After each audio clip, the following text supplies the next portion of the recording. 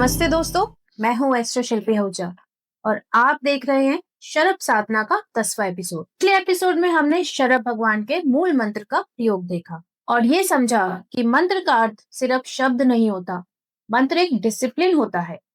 आज का एपिसोड उस डिसिप्लिन को और गहरा करता है।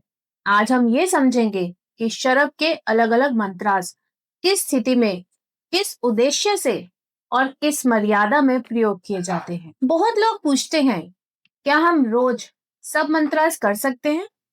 क्या एक मंत्र छोड़कर दूसरा मंत्र ट्राई कर सकते हैं? शरभ साधना में जवाब बहुत सीधा है, नहीं।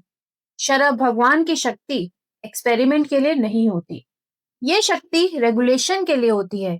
इसलिए हर मंत्र का अपना एक काम होता है, अपना एक समय होता है और अपनी ही एक सीमा होती है। सबसे पहले बात करते हैं उस स्थिति की जब आपका मन बहुत बिखर जाता है, जब ओवर थिंकिंग ज्यादा हो, इमोशन स्टेबल हो और साधना के बाद भी मन शांत ना हो, तब शरभ का शांति और स्थिरता देने वाला मंत्र प्रयोग होता है।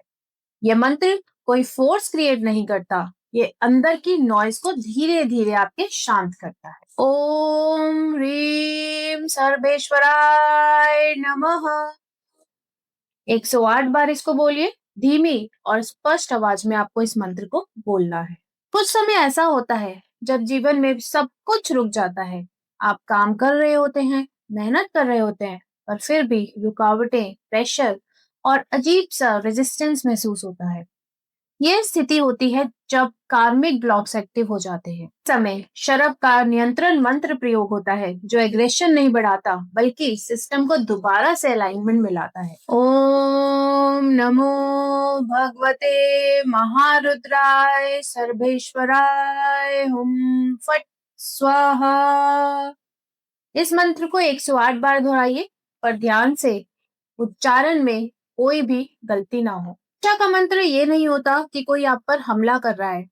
कभी कभी रक्षा का मतलब होता है अपनी एनर्जी को लीक होने से बचाना, अपनी बाउंड्रीज को क्लियर रखना और बेफालतू के एंटेंगलमेंट से दूर रहना। शरभ का रक्षा मंत्र किसी के खिलाफ नहीं होता, ये आपके लिए होता है। मंत्र है ओम ऐं ह्रीं श्रीं नमो भगवते श्री शरभ शालवाय हुम फट स्वाहा।